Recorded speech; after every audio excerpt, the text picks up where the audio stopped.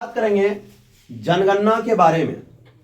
सबसे पहली बात है, क्या जनगणना होती क्या है, जनगणना है क्या। जनगणना का मतलब होता है कि जनगणना तो पहले दो प्रकार की हो जाती है। एक मकान की जनगणना होती है, एक लोग व्यक्तियों की जनगणना होती है। तो यहां हम व्यक्ति वाली जनगणना की बात कर रहे हैं। किसी भी क्षेत्र, किसी भी देश के लोगों की जानकारी को एकत्र करना ही हम जनगणना कहते हैं। इसका जो है आपको फाइल तैयार करते हैं, उसको हम जनगणना कहते हैं। ठीक है, किसी देश, किसी क्षेत्र की लोगों के बारे में जानकारी प्राप्त करना, उसे हम जनगणना कहते हैं। तो सबसे पहले जनगणना जो है ना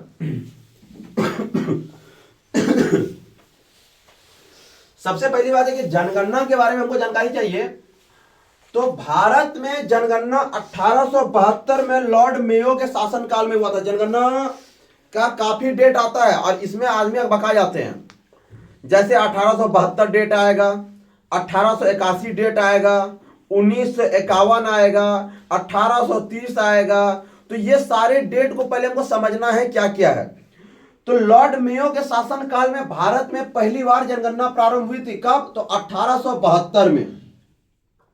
फिर आपका लॉर्ड रिपन के शासनकाल में 1881 ईस्वी में संपूर्ण जनगणना हुई थी। आपके बारे में दो सवाल यहां से बन रहा है। पहली सवाल आपका यह बन रहा है कि 1872 में जो जनगणना हुई थी वो भारत में पहली जनगणना हुई थी, लेकिन वो संपूर्ण भारत में, मतलब पूरे भारत में जनगणना नहीं हुई थी। लेकिन 1881 ईस्वी में आधुनिक रूप से जनगणना जो हुई थी वो पूरे भारत में जनगणना हुई थी, लॉर्ड रिपन के शासन काल में। आपको सवाल पूछा जाएगा, स्वतंत्र भारत की पहली जनगणना कब हुई थी? जब भारत आजाद हुआ था। तो भारत आजाद कब हुआ, पहले इसको समझ लीजिए।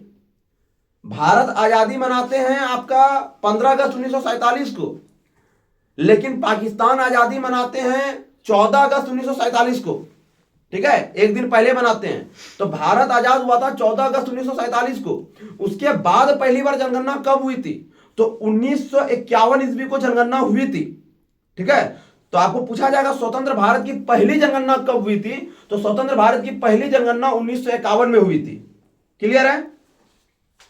आपको जानना है भारत में जनगणना 1872 में लॉर्ड मेयो के शासनकाल में हुई थी। सबसे पहला जनगणना कब हुआ था?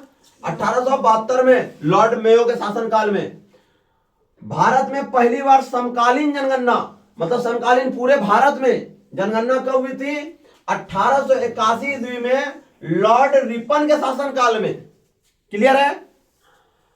स्वतंत्र भारत की पहली जनगणना 1951 में हुई थी। ठीक है, 1951 में जनगणना। उसके बाद आपको बोल रहा है कि लघु विभाजन जनगणना कब हुई थी? लघु विभाजन 1951 में हुई थी। आप स्वतंत्र भारत की जनगणना तो जान रहे हैं 1951 हुई थी, लेकिन ये लघु विभाजन क्या होता है इसको समझना है। लघु विभाजन की जनगणना भी आपका 1951 में हुआ था। सिर्फ आप ये वर्ड को समझ जाइएगा कि लघु विभाजन क्या होता है, तो आपको समझ में आ जाएगा। लघु विभाजन वो होता है कि जनगणना में, बढ़ती हुई जनगणना में कमी आना, मतलब जनगणना में कमी आना। तो जब उससे पहले था ना तो 1.33% जनगणना था, लेकिन यही 1951 में जनगणना में कमी आना, मतलब घटना, समझे ना, घटना। तो 1951 में कितना हुआ? 1.25 जो है, इतना जनगणना में कमी आई। तो सबसे अधिक किस काल में? जनगणना 10 वर्ष में एक बार होता है। अब आप बोलिएगा 10 बार में आप जो है पहली जनगणना, एक अभी जो अंतिम जनगणना हुई है 2011 में हुआ है, तो आप 2021 में हो जाना चाहिए। तो कुछ कारण है ना। सबसे पहले तो आपका लॉकडाउन के कारण नहीं हुआ जनगणना। फिर आपका 2024 आया। 2024 में आपके जो है सरकार बनने के कगार में सरकार हट गए, तो फिर सरकार बना, तो उसके कारण जनगणना नहीं हुआ। तो 2025 में हो सकता है जनगणना। तो अब सबसे बढ़ती दर जनगणना कौन सा है? ये तो सबसे कमी वाली बात हो गई। सबसे बढ़ती दर कौन सा हो जाता है? तो आपका चल जाएगा 1961 से 1971 के काल में जनगणना में बढ़ोतरी हुई थी। सबसे बढ़ती हुई जनगणना ये है और सबसे कटती हुई 1951 है। ठीक है, इसमें जो है ना घट गई थी, 1.33 से घट के 1.25 हो गई थी। क्लियर है? लघु जनगणना आपको पता चल गया, लघु जनगणना 1951 ईस्वी में हुआ था। क्लियर है? स्वीडन 1749 में पहली बार आधुनिक विश्व की जनगणना की थी। मतलब पूरा विश्व में पहली बार जो जनगणना हुई थी वो स्वीडन में हुई थी। ठीक है, कहां हुई थी? स्वीडन में हुई थी। तो पूरे विश्व में पहली बार जो है ना स्वीडन में आपकी जनगणना 1749 ईस्वी में हुई थी। कब हुई थी? 1749। स्वीडन, याद रखिएगा, पूरा विश्व का ही बात कर रहे हैं। सबसे पहले स्वीडन में हुई थी 1749। लेकिन इसमें आपका बात किया जा रहा है दशकीय जनगणना, मतलब 10 साल में जो आपकी एक बार होती है, वो सबसे पहले आपके अमेरिका में हुई थी। तो कब हुई थी? 1790 ईस्वी में अमेरिका में दशकीय जनगणना जो प्रारंभ की थी वो अमेरिका ने की थी। लेकिन जनगणना की प्रारंभ जो हुई थी ना वो स्वीडन से हुई थी 1749 में। ठीक है, तो स्वीडन में पहली बार आधुनिक विश्व की जनगणना कराने वाला देश है, प्रथम देश कौन सा देश है? स्वीडन। लेकिन यही दशकीय जनगणना की बात कर देगी तो अमेरिका हो जाएगा। दशकीय जनगणना 1790 ईस्वी में पहली बार हुई थी अमेरिका में। क्लियर है? किसी भारतीय शहर में पहली पूर्ण जनगणना, किसी भारतीय शहर में पहली पूर्ण जनगणना, भारतीय शहर का बात कर रहे हैं, 1830 हेनरी वाल्टर द्वारा आयोजित किया गया था। भारत ने हेनरी वाल्टर को जनगणना का जनक कहा। जनगणना का जनक कहा मतलब क्या? जन्मदाता हो गया। कौन? Henry Walter. अब आपका लॉर्ड मेयो, आपका सवाल कौन? देखिए, आपका सवाल इसी से बनेगा। आपकी सवाल ये नहीं है क्या वो देश विदेश से आपका उठा करके नाम ला देगा। लॉर्ड मेयो हो जाएगा, लॉर्ड रिपन हो जाएगा, आपका हेनरी वाल्टर हो जाएगा। तो यही तीनों में अब आप देखिएगा, अरे पहली बार तो लगता है जनगणना प्रारंभ किया था लॉर्ड मेयो के शासनकाल में प्रारंभ हुआ था, तो लॉर्ड मेयो ही यहाँ का पिता हो जाएगा, जन्मदाता हो जाएगा, जनक हो जाएगा। ऐसा नहीं होता है। आपको याद रखना, यही 3 नाम में आपको याद रखना है। तो हेनरी वाल्टर को जनगणना का जनक कहा जाता है। एकदम वेरी वेरी इंपॉर्टेंट क्वेश्चन है। ठीक है, उन्होंने साल 1830 में ढाका में पहली पूर्ण जनगणना कराई थी। अभी देखिए यहां पर क्वेश्चन कैसे फंसा। किसी भारतीय शहर में, समझिएगा बात को, किसी भारतीय शहर में पहली पूर्ण जनगणना 1830 में हेनरी वाल्टर ने किया था। यहां पर हमको आ गया, उन्होंने साल 1830 में ढाका में किया। अब तो आपका दिमाग चल रहा होगा, क्या भारत में भी बोल रहा है, ढाका में भी बोल रहा है? तो ढाका कहां से आया भाई? ये तो बांग्लादेश की राजधानी है, कहां से आ गया? नहीं, सवाल आता है ना क्या कहां से आ गया।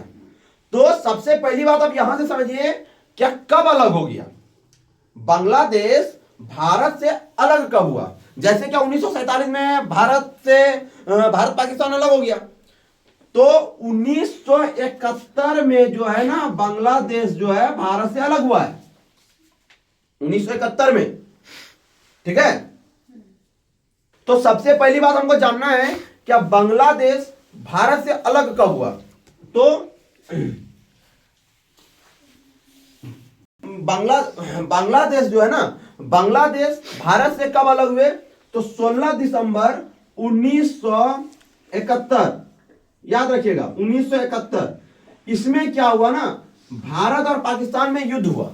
भारत और पाकिस्तान में बांग्लादेश को लेकर के युद्ध हुआ अलग होने के लिए, क्योंकि उस समय जो है ना बांग्लादेश जो है पूर्वी पाकिस्तान के नाम से जाने जाते थे। याद रखिएगा, पूर्वी पाकिस्तान।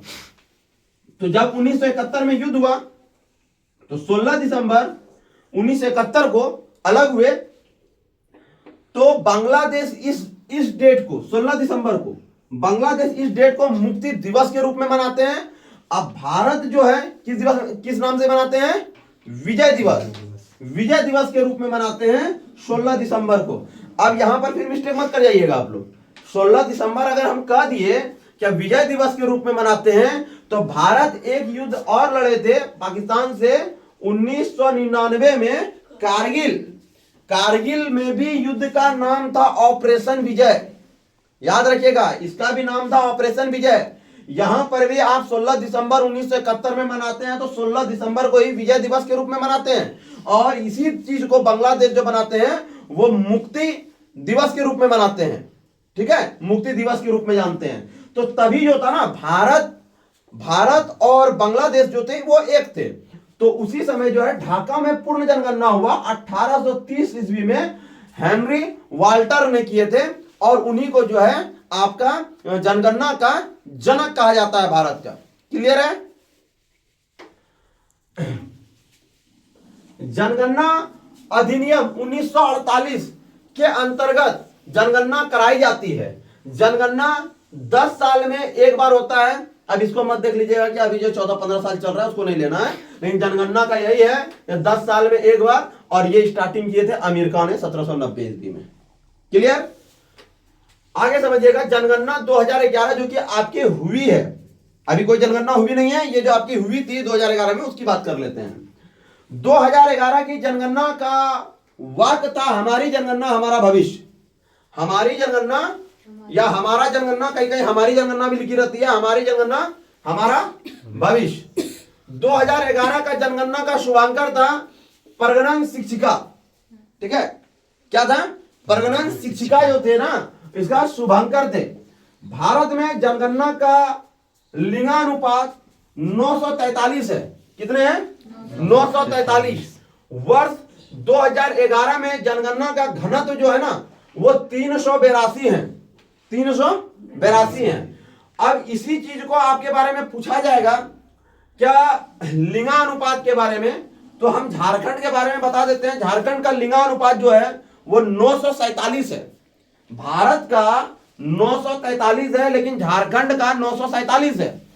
जनसंख्या घनत्व भारत की बात की जा रही है तो 382 है भारत की, लेकिन झारखंड की बात की जाए तो 414 है। कितनी है? 414। ये झारखंड की है, ये भारत की है 382। क्लियर आ रहा है ना समझ में? और 943 लिंगानुपात जो है वो भारत की है, लेकिन झारखंड की 947 है। क्लियर? क्षेत्रफल की दृष्टि से सबसे बड़ा राज्य राजस्थान।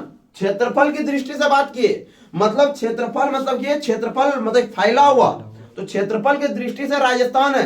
लेकिन जनसंख्या से बात की जाएगी तो उत्तर प्रदेश हो जाएगा। जनसंख्या से बात की जाएगी तो उत्तर प्रदेश हो जाएगा। क्षेत्रफल के दृष्टि से सबसे बड़ा राज्य आपका राजस्थान, लेकिन क्षेत्रफल की दृष्टि से सबसे छोटा राज्य बात की जाएगी तो गोवा। क्लियर है? और क्षेत्रफल की दृष्टि से झारखंड का स्थान जो है पूरा भारत में वो जो है आपका 15वां है। याद रखिएगा, 15वां है। क्षेत्रफल की दृष्टि से सबसे बड़ा केंद्र शासित प्रदेश, केंद्र शासित पर भी बात किया जा रहा है। आपको ऐसा भी सवाल पूछेगा, सिर्फ ऐसी बात नहीं है कि राज्य पे बात किया जाएगा, केंद्र शासित प्रदेश के बारे में बात किया जाएगा तो लद्दाख है। सबसे बड़ा कौन है? लद्दाख। और क्षेत्रफल की दृष्टि से सबसे छोटा आपका कौन हो जाएगा? लक्षद्वीप। अब देखिए, एक सवाल को आप कितने तरीका से आप पढ़ सकते हैं, इस चीज को आप समझिए। ये लक्षद्वीप जो है ना आपका 3 जगह सवाल आएगा। लक्षद्वीप केंद्र शासित में सबसे छोटा, लिंगानुपात में भी कम, ठीक है, और शिक्षा में भी सबसे ज्यादा आ जाएगा। आप देखिएगा 3 सवाल आएगा, तो इसको याद कीजिए कि लक्षद्वीप कहां कहां घूम रहा है भाई? 3 जगह घूम रहा है। समझे ना? जनसंख्या घनत्व में भी ये कम आ जाएगा, सबसे छोटा भी हो जाएगा, और शिक्षा में भी सबसे बड़ा हो जाएगा। आप देखिएगा अभी आएगा ये सवाल। तो क्षेत्रफल की दृष्टि से आपको बता दिए झारखंड का स्थान भी 15वां है। जनसंख्या की दृष्टि से सबसे बड़ा राज्य अभी बात की है उत्तर प्रदेश। जनसंख्या की दृष्टि से सबसे बड़ा कौन हो जाएगा? उत्तर प्रदेश।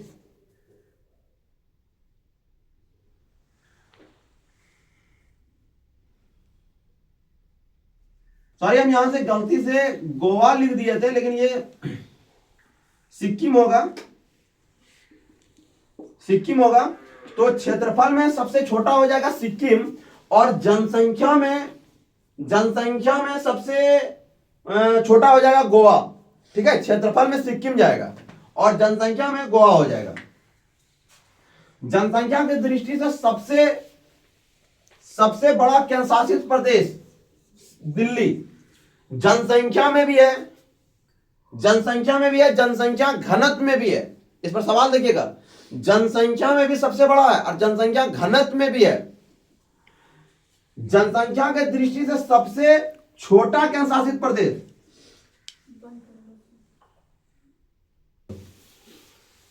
क्षेत्रफल की दृष्टि से सबसे छोटा केंद्र शासित प्रदेश जो है ना वो लक्षद्वीप है। ठीक है, सबसे छोटा।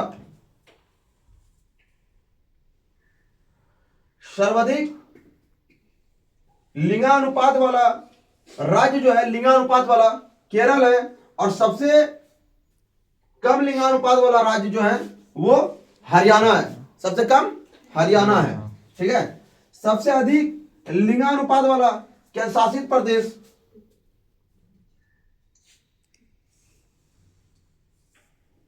सबसे अधिक लिंगानुपात वाला केंद्र शासित प्रदेश पुदुचेरी, तथा सबसे कम लिंगानुपात वाला केंद्र शासित प्रदेश दमन एवं दीप है। ठीक है, सबसे कम लिंगानुपात वाला केंद्र शासित प्रदेश दमन एवं दीप है। सर्वाधिक जनसंख्या घनत्व वाला जिला बिहार है, जनसंख्या घनत्व में। ठीक है, और शिक्षा में भी ये नीचे जाएंगे। जनसंख्या घनत्व में है लेकिन शिक्षा में ये नीचे जाएंगे, देख लीजिएगा। तथा सबसे कम जनसंख्या घनत्व वाला राज्य जो है वो अरुणाचल प्रदेश है। ठीक है, जनसंख्या घनत्व में कम अरुणाचल प्रदेश। सर्वाधिक जनसंख्या घनत्व वाला केंद्र शासित प्रदेश दिल्ली है। ठीक है, जनसंख्या में भी सबसे अधिक है और जनसंख्या घनत्व में भी, याद रखिएगा कौन है, दिल्ली है। सबसे कम जनसंख्या घनत्व वाला केंद्र शासित प्रदेश अंडमान व निकोबार है, अंडमान व निकोबार है। सर्वाधिक साक्षरता वाला राज्य केरल, सबसे अधिक साक्षरता वाला राज्य केरल है, और सबसे कम साक्षरता वाला राज्य बिहार कहां है? सर्वाधिक साक्षरता वाला केंद्र शासित प्रदेश लक्षद्वीप है। देखिए आपका 3 जगह लक्षद्वीप आ गया, अभी बताए थे ना, 3 जगह पर लक्षद्वीप आ गया। तथा सबसे कम दादर व नगर हवेली है, सबसे कम में दादर व नगर हवेली है। साक्षरता दर के अनुसार 74.4% है, और झारखंड का वही साक्षरता दर पर बात की जाए तो भारत में 16वां स्थान है। ठीक है, भारत में 16वां स्थान है और बिहार का 18वां स्थान है। भारत के संविधान के अनुसार संविधान अनुच्छेद 246 के तहत जनगणना संघ का विषय है। जनगणना जो कराई जाती है, ये संविधान में लिखा गया अनुच्छेद 246 में है।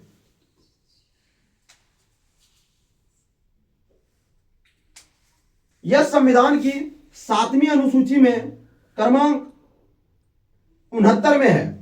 तो 7वीं अनुसूची में आप देख लीजिए संविधान एक तो जनगणना के बारे में बताया गया है, लेकिन 8वें में जो है ना वो आपके भाषाओं के बारे में बताया गया है।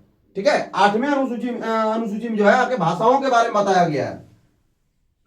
जनगणना कौन कराते हैं? तो जनगणना कराने का दायित्व जो है, जिनका जिम्मेदारी है, वो गृह मंत्रालय के हैं। गृह मंत्रालय द्वारा जनगणना की जिम्मेदारी है क्या वो जनगणना कराएं। ठीक है, गृह मंत्रालय का ये काम रहता है। विश्व जनगणना दिवस 11 जुलाई को मनाया जाता है। अब भारत का 2011 का लिंगानुपात 943 है, सॉरी यहां पर भी लिख दिए हैं 943। अब 2021 में जो जनगणना होने वाली है उसके बारे में कुछ जान जाएं, जो कि अभी हुई नहीं है, होगी। 2021 की जनगणना जो है 16 भाषाओं में है। 16 भाषाओं में होगी। कितनी भाषाओं में? 16 भाषाओं में होगी। जनगणना जो कराएंगे मृत्युंजय कुमार नारायण भारत के वर्तमान जनगणना आयुक्त हैं। एक होता है उपायुक्त, एक होते हैं आयुक्त। तो अब बताइएगा नहीं, आयुक्त हैं, उपायुक्त हो जाते हैं डीसी। ठीक है, डीसी को कहा जाता है। तो मृत्युंजय कुमार नारायण जो है भारत के वर्तमान जनगणना आयुक्त हैं। 2011 की जनगणना का आदर्श वाक्य है जन भागीदारी से जन कल्याण, जन भागीदारी से जल कल्याण। ठीक है, ये उनका वाक्य है। 2021 की जनगणना जो है भारत का पहला डिजिटल जनगणना होगा। ठीक है, पहला डिजिटल जनगणना, जनगणना तो हुआ था लेकिन अब आपको सवाल किया जाएगा डिजिटल जनगणना, तो पहला जो है 2021 का होगा। यह देश की 16वीं जनगणना है और स्वतंत्र भारत की 8वीं होगी। कहें कि आप उससे पहले 2011 को पढ़ चुके हैं तो 7वीं थी, तो ये तो 2011 के बाद ही हो रहा है ना, तो ये 8वीं होगी। भारत की जनगणना वृद्धि दर सबसे ज्यादा बढ़ी कहां थी, तो सबसे कम वाली बात कर दी आपका 1951 में किए थे ना, 1.33 से घट के 1.25 हो गया था। तो बढ़ते दर भी तभी बताए थे। तो 1961 से 1971 के बीच में यह जनगणना बढ़ी थी। ठीक है, जनगणना बढ़ी थी। अब इसी में आपका झारखंड के बारे में बात कर दिया जाए तो झारखंड की जो क्षेत्रफल है पूरे भारत में अगर बात किया जाए, पूरे भारत में, तो पूरे भारत में झारखंड की जो क्षेत्रफल है वो मान लेते हैं तो 2.42 है। ठीक है, पूरा क्षेत्रफल झारखंड की क्षेत्रफल है। और यही चीज आप पूरे भारत की क्षेत्रफल की बात कर लें और पूरा विश्व में, भारत की पूरी विश्व में होगी तो यही 2.42 है। ठीक है, 2.42 है। और अगर इसकी जनसंख्या की बात कर लें झारखंड की, तो शायद अभी बढ़ा हुआ है, तो झारखंड की जो जनसंख्या है ना वो आपके 2.72% है। ठीक है, लेकिन यही परसेंटेज में आपका पूछ दिया जाए तो 29.76% जो है ना वो जनसंख्या है। ये प्रतिशत में हो गया, वो परसेंटेज में आपको पूछ दिया, मतलब 100% में कितनी है। ठीक है, और यही पूरे आपके जो है भारत के बारे में बात कर दिया जाए पूरे विश्व में कितना प्रतिशत है, तो 17.5% जो है ना वो जनसंख्या जो है पूरा विश्व में भारत की है। ठीक है, और सबसे अधिक एससी जाति जो है कहां निवास करती है, उसका परसेंटेज सबसे अधिक कहां है, तो वो भी उत्तर प्रदेश में है।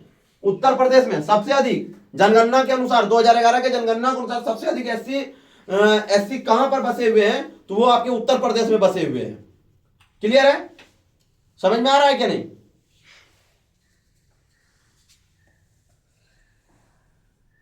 झारखंड में सबसे अधिक जनसंख्या वाला जिला बात किया जाए झारखंड में, तो सबसे अधिक जनसंख्या वाला जिला है आपके रांची, लेकिन क्षेत्रफल में सबसे बड़ा अगर बोला जाए तो वो आपके पश्चिम सिंहभूम क्षेत्रफल में सबसे बड़ा है। ठीक है, और जनसंख्या में सबसे बड़ा जो है वो आपके रांची है। क्लियर है, जनगणना में कोई डाउट है?